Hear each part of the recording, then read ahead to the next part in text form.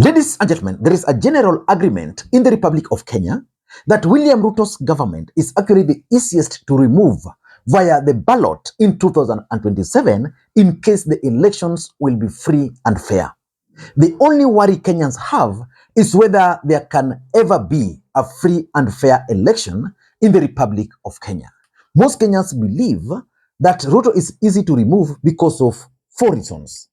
Number one, the hustler narrative that propelled them to the presidency is already dead. When was the last time you heard of any Kenya Kwanza leader talking about the hustlers? The hustler narrative is dead. Number two, the unfulfilled promises. William Ruto has made all the promises to Kenyans.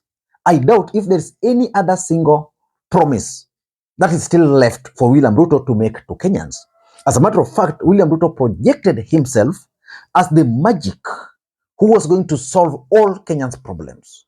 Already 1 year in office, but if you ask any Kenyan, their life is worse than the way William Ruto found it.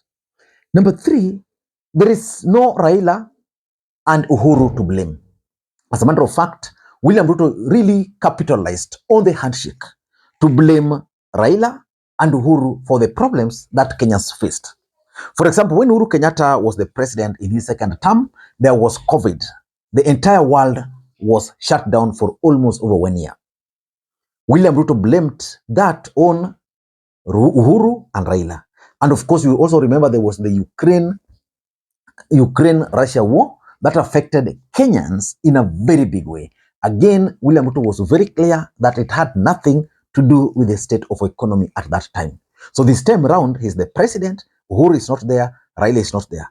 As a matter of fact, he's been trying to blame them, but Kenyans are telling him that you can't blame those people. When Kibaki and Raila Odinga took over the government of the Republic of Kenya in 2002 and 2007, Moi had brought Kenya down. Revenue collection was under 400 billion. They did not go on a journey of making excuses and blames every day, calling Moi names. They say, no, we took responsibility and we want to change government for the good of the people. It is high time that the Ruto crowd should stop blaming others. They are purportedly in the mantle, and they should make the lives of the people of Kenya better. And number four, the church. The church played a huge role for William Ruto in 2022. If you ask me, the church in the Republic of Kenya is currently disappointed with William Samoei Arap Ruto. Viongozi wetu katika nchi yetu, unaona vile mambo inaendelea, si ndio? Unaona vile mambo yanaendelea. They have been given an opportunity even to help people to discover their talents and to provide opportunities for people in our country. Lakini wao wenyewe wanafikiria kwamba hii nchi ni yao. Si ndio? Wanafikiria kwamba hii nchi ni yao. Na hii nchi wajue ya kwamba sio yao. Hiyo nchi ni ya nani? Ni ya Mungu. Na tunaona vile wanaendelea. Na wanafikiria kwamba sisi ni wajinga sana. Hata wakinunua mafuta, si ndio? Tunaangalia tu. We are still watching, and God is also watching from a distance. God is watching from a distance. Na Mungu ni Mungu. You can manipulate human beings, but you are not going to manipulate Mungu. Mungu mwenyewe wakati utafika kwamba atakuondosha wewe mwenyewe. But let us face it, William Ruto is also enjoying certain advantages moving into the 2027 election. The main advantage is enjoying is the deep state. William Ruto managed to outweight Uhuru Kenyatta. He managed to outweight Raila Odinga. He managed to outweight the entire cabinet as an outsider. Now that is the president. Do you think Azimio will be able to remove him? That's the first advantage he has. The second advantage he has is money. If you look at the way the budget is being allocated, it is clear that the bulk of that allocation is going to the office of the president and the office of the deputy president. Why? Because William Ruto wants to use those offices to move around. Whenever you see William Ruto coming to your constituency, know that is coming there purely for politics, and it is funded by the government. So he's enjoying that advantage. But removing from office is actually the easiest. But can Azimio remove him? The truth of the matter is that Azimio La Umoja One Kenya Alliance are facing serious political dilemma ahead of the 2027 election. So in this video, I want to explain to you guys the dilemma which Azimio are finding themselves in ahead of the 2027 election and as they plan to remove William Ruto from office. But before we do that, for those who are watching this channel for the first time, please take a second or two, click that subscribe button so that next time we produce a video like this, YouTube will automatically notify you. And to the subscribers, I want to continue thanking you guys for your continued support, because without that support, this channel cannot be where it is. Ladies and gentlemen, without any further ado, allow me to dive in. What are some of the challenges, some of the dilemma Azimio finds itself in? Number one is the winning formation. You know, it's very difficult to craft a winning formation. Very difficult, because several factors will have to be put in play. First of all, the numbers. Politics is a game of numbers. So which formation can bring the highest numbers on the table? The second question is normally the tribal arithmetics. For example, there's this push to have a Luya paired with a Kamba for 2027. And someone just asked me, Lee, is it possible to have an election and you don't have a Luo in the equation? It doesn't make sense. It doesn't make sense that you don't have a Luo in the political equation. Then you want to have a formation. It doesn't work like that. And of course, there are other factors as far as that. Let me just read for you some, because yesterday Uhuru Kenyatta was hosted by Kalonzo Musyoka. And most Kenyans believe that it's part of the strategy of introducing Kalonzo Musyoka to Kenyans. Now, let me read for you just a section of what Caleb Amisi posted. Caleb Amisi is the member of parliament for Saboti. This is what he's saying.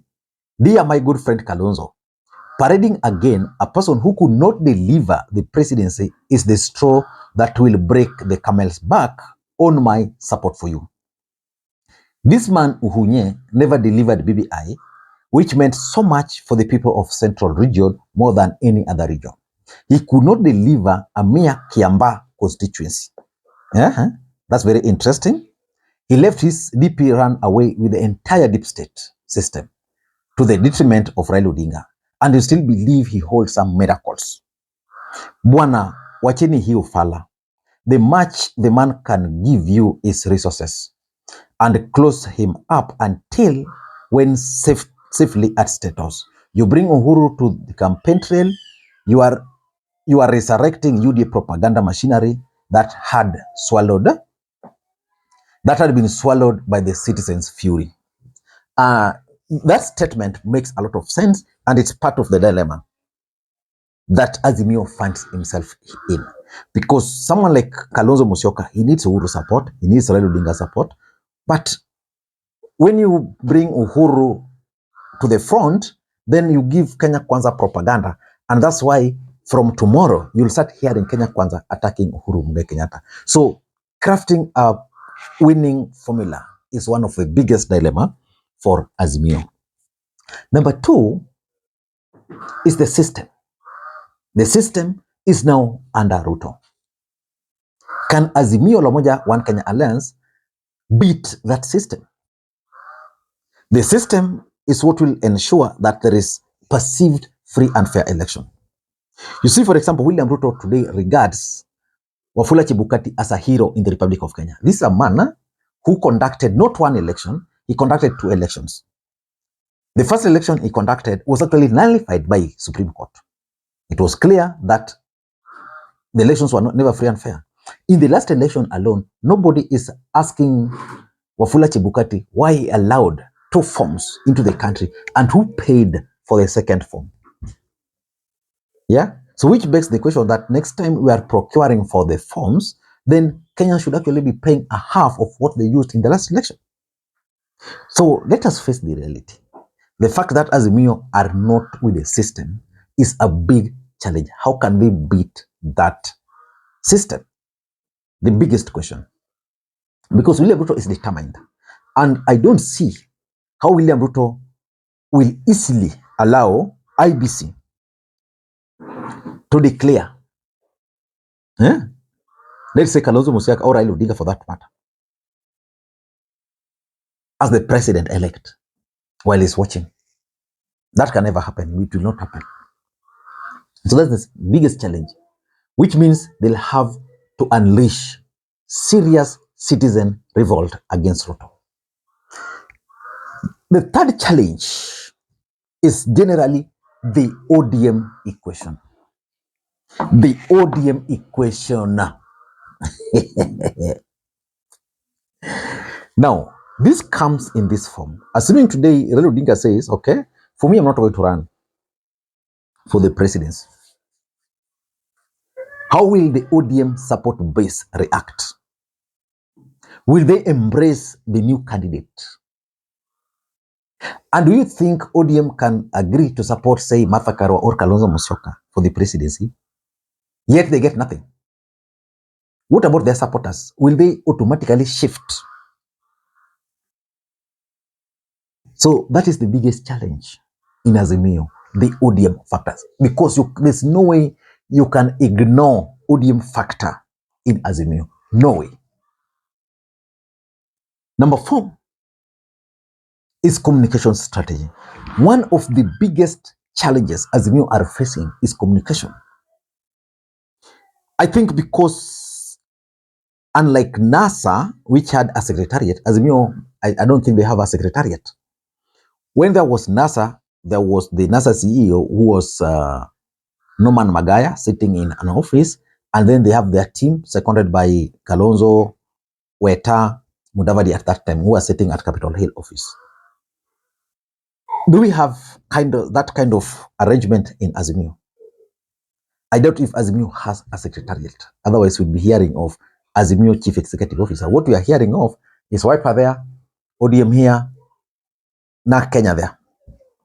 So their communication is not structured. That's why they keep on losing certain narratives. The high cost of living was a very good narrative that was enough to end William Ruto's political career. They're letting that off because they lack a communication strategy. There is also currently there is also the narrative about the tax not coming out clearly. What about the cost of fuel? What about the cost of education?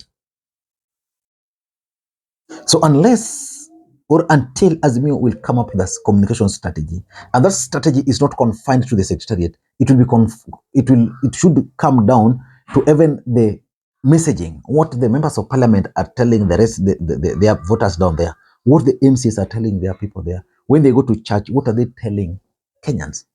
So they must have a proper communication strategy.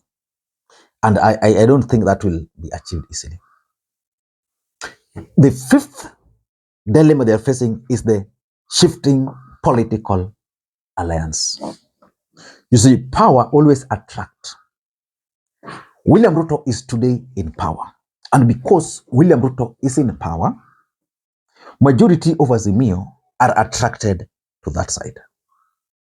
Now, when it will become very clear that Kalonzo, for example, will be the Azimio presidential candidate, what's going to happen is that we are going to witness a shift from especially Nukambani towards Wiper. What about audio? If it will be clear that Raila will not be on the ballot, there's going to be a shift to where William Ruto is, because that's where power is. So these guys are facing serious challenges that will require Solomonic wisdom to actually deal with. And lastly, there is the internal factors. That is the internal division, where there is mistrust. Yesterday, there was a fundraiser in Mwingi. Martha Karua was not there. When Kalonzo was in Bondo, Martha Karua was not there. Why do you think Raila Odinga never attended the Mwingi event? Maybe they wanted Uhuru to be the main person. But sometimes in politics, these things don't just happen like that. Then there is also the mistrust amongst Azimio leaders. Can Raila trust Kalonzo? Can Kalonzo trust Raila? I don't know what you think, but that's my take.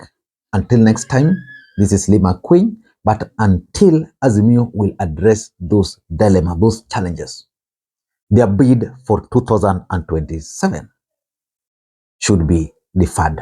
Until next time, Lee Makwiny. Bye-bye.